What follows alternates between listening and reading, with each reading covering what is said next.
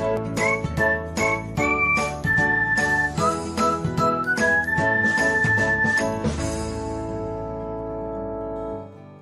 everyone, welcome back to another episode of Technologyglance.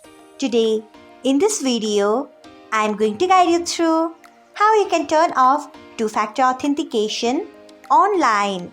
So, let's get started. Firstly, open Line app in your device. Then tap on Settings icon. After that, tap on Account. Next, you can see the option of two-factor authentication. Turn off it by tapping on it. So, this is how you can turn off two-factor authentication online. Thanks for watching. If you found this guide helpful, we would love it if you hit the thumbs up button below. We upload great new tech tutorials like this one every day. So, do not forget to subscribe to our channel and hit the bell icon so that you'll never miss another update.